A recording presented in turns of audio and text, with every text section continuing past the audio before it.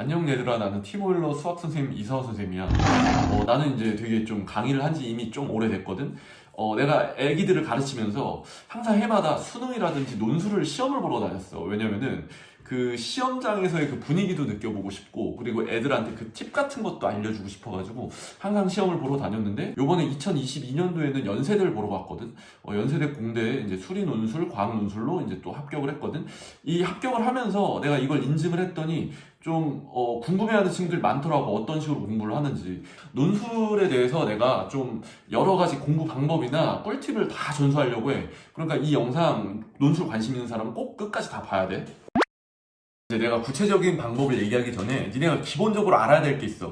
꼭 수리 논술 관련해서는 되게 괴소문이 많아. 논술이란 존재를 괴물로 포장하는 사람들이 가끔 있거든. 논술이라는 걸 하려면 뭐 대학교 수학을 해야 된다, 뭐 뭘 다 배워야 된다 막 그러는데, 그렇지 않아 얘들아. 논술은 교과 과정에 충실하게 내게 돼 있어. 그러니까 너무 겁먹지 말고 최근 기출문제도 니네가 꺼내서 봐봐. 몇 개 학교 시험 문제는 되게 쉬운 것도 많아. 이렇게 막 문제가 보통 이제 4개 문제가 나올 때가 있는데, 그 4개가 다 어렵지가 않다고. 앞조건 쉽기도 하고 교과 안에 충실하게 나오니까 얘들아 너무 겁먹지 말고, 자 이제 공부 방법에 대해서 한번 설명을 해볼게. 첫 번째 뭐냐면은, 니네가 공부를 할 때 어차피 내신이랑 수능 준비를 하잖아. 근데 공부를 할 때 어떻게 하냐면 서술형으로 논술 답안 작성하듯이 하는 거야. 뭐야, 뭐 당연한 얘기 아니야 그럴 수 있는데, 그렇게 하는 사람이 많지가 않아. 어떤 식으로까지 해야 되는지 내가 예를 들어서 한번 보여줄게. 이 문제는 그 최근에 내가 수업했던 내용인데, 우리 반 애들 내가 이걸로 가르치고 있었거든 최근에. 그때 이제 좋은 예식으로 얘가 하나가 딱 보이더라고. 요 33번에 리을 있지, 리을. 선생님 이런 것도 서술형으로 풀어야 되나요? 이런 것까지도 서술형으로 뭐든지 다 생각해봐. 그럼 서술하는 능력이 늘어.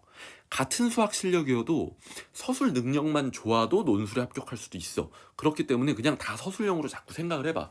어떤 식으로 서술을 하는 거냐면, 잘 봐. 이게 느낌으로는 이렇게 알아. 니네가 절대값이 0으로 간다는 건, 얘가 요 안쪽에 있는 게 플러스로 해서 0으로 가든 마이너스로 해서 0으로 오든 0으로 가는 건 맞잖아. 그러니까 수렴한다 해서 리을 동그라미 칠 건데, 그건 직관적으로 맞긴 맞아. 맞아. 그런 식으로 하는 것도 맞긴 맞는데, 서술형은 그렇게 서술하면 안 되지, 그치? 서술형 어떤 식으로 하냐면, 얘가 이제 개념에서 봤을 때 극한 정리가 안 먹히거든, 얘 같은 경우는. 그러니까 수렴하는 형태로 막 이렇게 극한을 푸는 게 아니야. 그렇기 때문에 얘는 샌드위치를 떠올려줘야 돼. 어떤 식으로 서술을 하냐면, an 플러스 bn 이렇게 쓰고, 얘가 수렴하는지 궁금한 거잖아. 이쪽 부등을 이렇게 앞뒤로 막은 다음에, 이쪽은 절대값 an 플러스 bn 이렇게 쓰고. 맞지? 얘가 양수면 같은 값이고, 얘가 만약 음수면 절대값이니까 얘가 더 크지, 오른쪽이. 맞지? 이쪽이 더 작게 만들려면 이쪽이 마이너스 절대값 an 플러스 bn 이러면 돼. 이러면 얘가 만약 양수면 마이너스 붙어있으니까 얘보다 얘가 더 큰 거고, 얘가 만약 음수면 양수 만들어서 또 음수 만들어서 같아지니까 이 부등호식이 확실하게 성립을 하거든.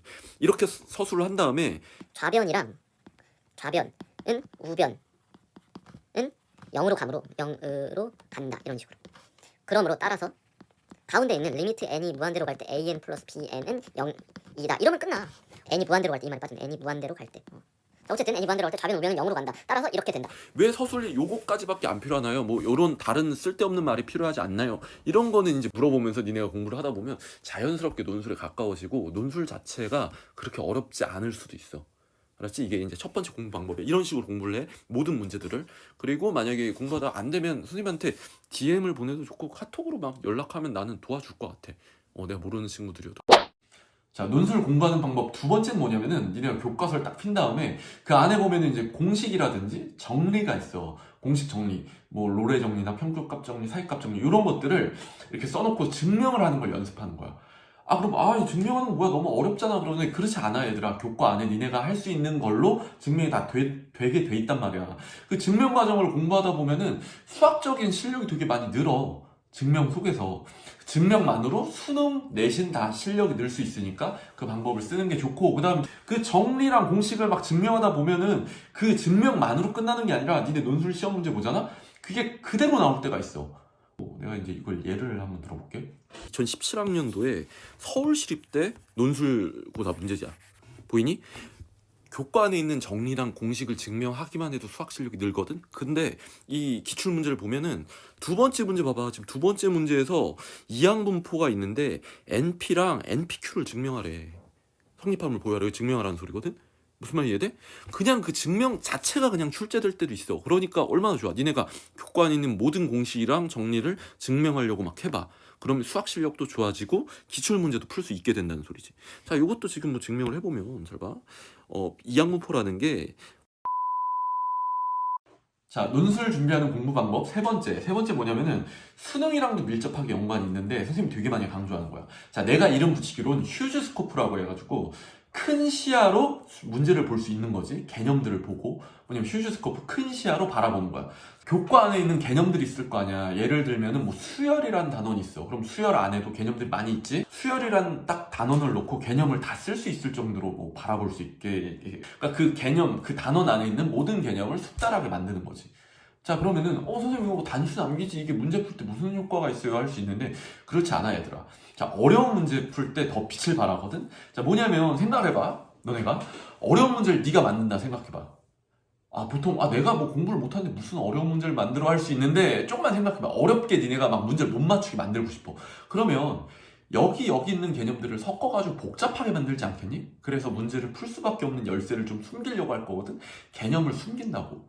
그러면 반대로 니네가 개념을 머릿속에 진짜 세게 각인시켜놨어. 막 어느 단어에 무슨 개념이 있는지 쫙 읊을 수 있을 정도야. 그러면 그 숨어있는 개념이 아무래도 잘 보이지 않을까? 이거는 내가 문제를 보면서 예를 들어가지고 한번 설명을 해볼게. 잘 봐봐. 자, 모든 개념을 왜 숙제해야 되는지를 내가 한번 보여줄게. 이번엔 수능 문제를 한번 가지고 와봤거든. 2014년도 수능이야. 좀 옛날 거긴 한데 어쨌든 뭐 수능 출제 원리 자체가 이제 교과 안에 있는 내용을 다 낸다는 거잖아, 그치? 18번을 설명을 할 건데 18번 문제를 한번 지금 잠깐 멈추고서 한번 풀어. 근데 만약에 이제 멈춰서 풀었는데 버벅였다거나 아니면 풀었던 사람들 한번 자기가 어떤 식으로 풀었는지 그 메커니즘을 한번 생각해 볼래? 버벅인 사람들은 잘 봐. 자, 일단 이게 지금 문제가 어디 문제냐면 수열의 극한이야. 수열의 극. 됐지? 모든 개념을 다 써볼게.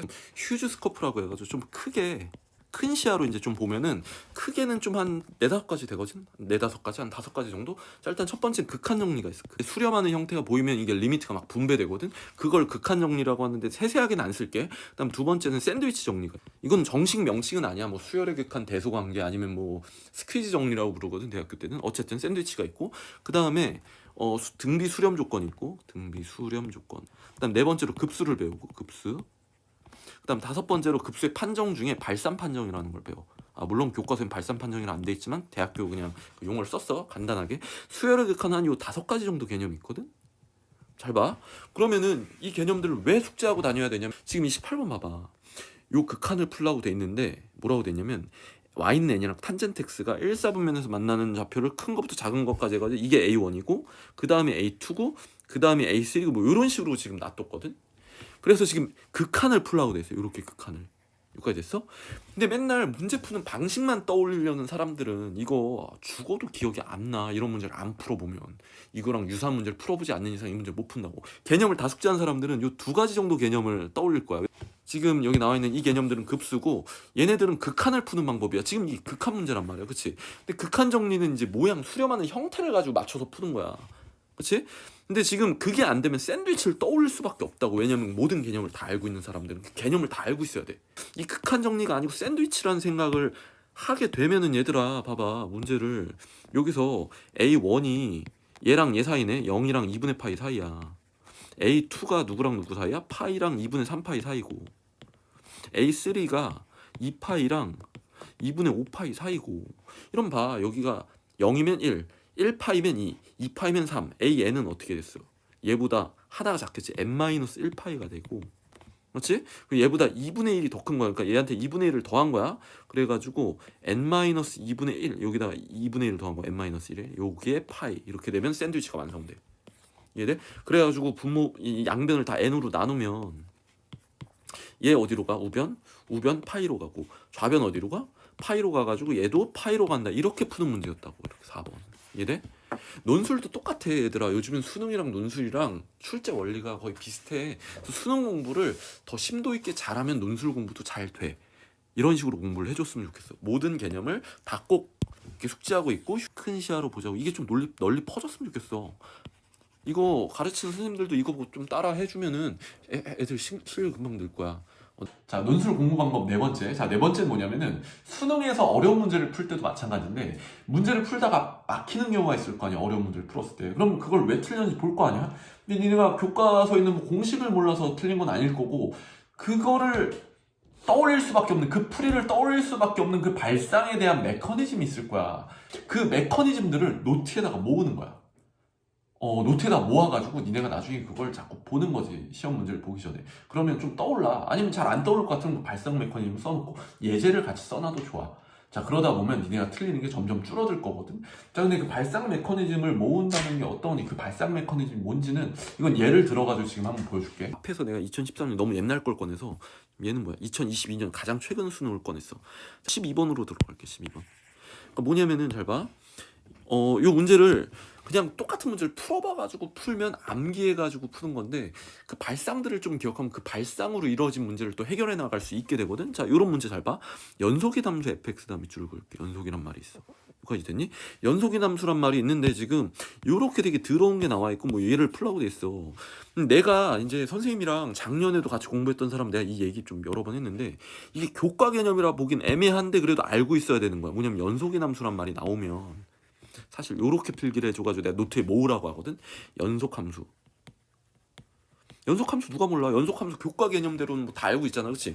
근데 연속함수라고 하면 사실 대부분 애들이 이렇게 생각해. 다항함수를 떠올려. 아니면 다항함수는 연속함수 맞잖아? 아니면 초월함수를 떠올려. 초월함수. 초월함수 뭔지 알지?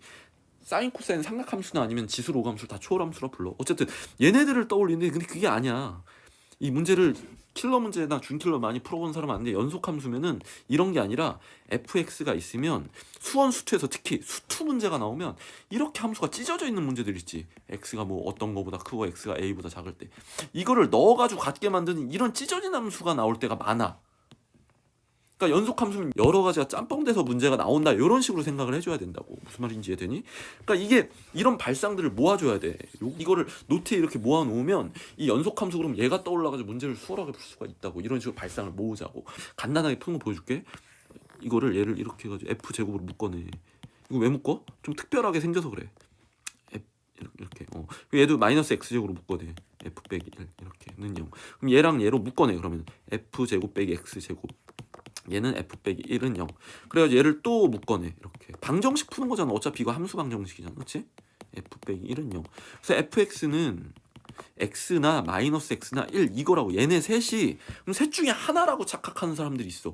그러면 이 문제 못 풀어. 최대값이 1이고 최소값이 0이래. 이게 어떻게 나와? 얘네들 중에, 그렇지? 안 된단 말이야. 그러니까 얘네가 골고루 여기 안에 들어간 거야. 얘네가 골고루 여기나 여기에 섞여 있는 거라고. 무슨 말인지 이해돼? 그래서 이게 어떤 식으로 섞일지 보고 최대값이 1이고 최소값이 0이라고 돼 있으니까 얘를 직관적으로 빨리 x축 y축을 그리고. 선생님 글씨 못 쓰긴 하는데 이 정도 못 쓰진 않는데 패드라 가지고 이렇거든. 어쨌든 y는 x가 이렇게 있고 y는 마이너스 x가 이렇게 있고 y는 1이 이렇게 쳐봐. 그럼 얘네들을 짬뽕 해가지고 부분으로 섞어 써가지고 최대값이 어디 갔어 다시.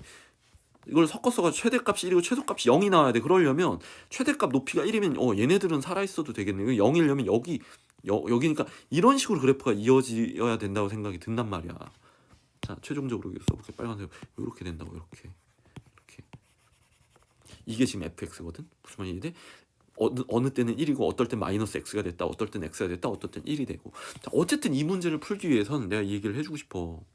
뭐냐면은 교과서에 있는 그 개념 정리 그리고 그 공식들만 안다고 풀 수 있는 건 아니잖아 사실. 이 연속함수란 말이 나오면 다항함수 초월함수보다는 이 찢어진 함수가 나올 가능성이 있구나라는 발상을 좀 모아야 된다는 소리지. 이해돼? 이런 식으로 공부를 하면 얘들아 논술 기출 문제들도 안 풀릴 때마다 그 못 풀었던 그 이유와 발상들을 모아놔. 부족한 것 같아가지고 발상 메커니즘을 모으는 걸 하나 예를 더 들려고. 지금 이 가장 최근 2022년 3월 모의고사. 그럼 제일 어려운 끝판왕으로 가자. 미적분 30번 한번 볼게. 요거 있지. 30번에 이 문제를 못 푼 이유가 FN이랑 GN이 지금 아예 엄두가 안 나는 거야. 그림이 복잡하게 생겼으니까. 근데 사실 이 기출 문제를 풀다가 이 메커니즘을 알고 있는 사람은 푸는데 구하라는 넓이가 FN 빼기 GN이야. FN 빼기 GN. 이게 이걸 뭘 떠올려야 되고 그러는데 선생님은 이런 필기를 해주거든. 이런 식으로 또 교과 필기 해가지고 교차라고 가르쳐줘. 교차. 이런 걸 내 노트에다가 써서 모으라고 하거든 우리 반 애들한텐. 그러니까 뭐냐면 교차로 그림을 하나 예를 들어가지고 그릴게. 이렇게 교차가 지나가고 있어. 근데 넓이를 구하라고 하는데 여기 넓이가 A고 여기가 B라 쳐봐. 구하라는 게 A 빼기 B야. 근데 얘네 넓이를 구하라고 하니까 이게 좀 어려운 거야, 구하는 게. 그래서 어떻게? 여기 공통으로 S라는 애를 하나 설정한 다음에 A 빼기 B를 어떻게 구하냐면 A 빼기 B를 따로 하는 게 아니라 A 플러스 S가 구하기 쉬운 거야. 얘를 따로 구하고 빼기 이렇게 구하는 거야. B 플러스 S. 이러면 S가 사라지면서 A 빼기 B가 나오거든. 이렇게 구하기 쉽고 이렇게 구하기 쉬우면 얘랑 얘를 빼버리는 거지. 이게 교차라는 개념이라고 발상? 이걸 내가 모으게 시켰단 말이야. 이런 식으로 모은 다음 발상을 잘 봐. 얘도 사실 뭐 여러 가지가 있지만 이렇게 해가지고 이 넓이에서 이 넓이를 빼도 되고 여길 S로 먹인 다음에 나 같은 경우는 사실 그렇게 안 풀었어. 내 거 풀이 본 사람들은 알겠지만 나는 이 반지름 연결 꼭 해야 된다고 보기 때문에 요 넓이 부채꼴에서 이 넓이를 따로 뺐어. 이게 더 편하지 않니? 부채꼴에서 여기서 커서로 해야지. 부채꼴에서 요 넓이를 따로 뺐어. 이것도 이렇게 삼각형 하나랑 2차 함수랑 둘러싸인 넓이. 이건 유튜브에서 내 거 찾아봐, 풀이를. 어쨌든 이런 발상 메커니즘을 모으면 수능도 얘들아 이런 킬러도 잘 풀게 되고 그다음 논술까지도 잘하게 된다 이 얘기야. 이 정도면 좀 이해가 가지. 자, 근데 마지막으로 내가 고민하다가 이걸 얘기할까 말까 하던 꿀팁을 하나 얘기를 해줄게. 자, 이건 사실 내가 시험장을 다니면서 이렇게 내가 배운 터득한 거기 때문에 다른 선생님들한테 전달될까봐 사실 내가 이 꿀팁을 소개를 하고 싶지 않았는데 이제 온라인으로 많은 학생들한테 좀 공부 방법을 알려주고 싶어가지고 자, 비법 같은 걸 하나 꿀팁을 마지막으로 더 전수를 해줄게. 잘 봐. 연습장에다가 서술을 하지 않고 답안지에다가 바로 풀어버리는 거야. 갑자기 이게 무슨 기법이 할 수 있네. 이거 되게 차이 커. 잘 봐. 시험장에 가면은 문제지하고 연습장하고 답안지 이렇게 세 장을 줘. 근데 보통 애들이 어떻게 하냐면은 문제지는 놔두고 연습장에다 막 풀고 서술까지 해봐. 그러면 그걸 옮겨 쓰는 바보들이 있더라고. 야, 그거 시간 모자라. 선생님이 시험장 많이 다녀봐서 아는데 나도 그렇게 했다가 시간이 모자란 적이 있어. 샤프를 써도 되거든? 논술 시험장 가면은 샤프를 써. 얘들아, 괜히 볼펜 쓴다고 하지 말고 뭐 선택이긴 한데 샤프는 썼다 틀리면 지울 수 있잖아. 그러니까 딱 문제를 보자마자 좀 알겠어, 어떻게 풀어야 될지. 그럼 바로 답안지다 질러. 그러다가 문제 틀리면 이렇게 쓰면서 이렇게 지웠다가 이렇게 풀면 되거든. 근데 만약에 문제 어떻게 풀어야 될지 모르고 좀 손대봐야겠으면 문제제도 막 풀어봐. 그랬다가 길이 잡혔어. 그럼 바로 답안지로 가. 그래야지 얘들아, 시간 안에 있는 문제를 다 풀고 여유롭게 답안도 잘 쓸 수 있어. 다시 얘기해줄게. 문제지에 있는 그 풀이를 연습장에다 썼다가 옮겨 쓰는 거는 모자라 보통. 그리고 조급해져, 시간이. 물론 선생님, 저는 시간이 많이 남던데 하는 사람은 그 사람은 시간이 많이 남을 정도로 공부를 잘하면 답안지에 또 써도 아마 바로 그랬어도 합격을 했을 거야. 자, 어쨌든 이건 내가 시험장 다니면서 겪은 꿀팁인데 선생님도 그랬어. 어디 연습장에 답안을 썼다고 옮겨 쓰려고 하니까 시간이 모자르더라고. 그러니까 답안지에다 바로 질러. 알았지? 이거 되게 중요한 꿀팁이니까 이거 꼭 기억하고 논술 준비 잘 해가지고 얘들아 좋은 결과 있길 바랄게.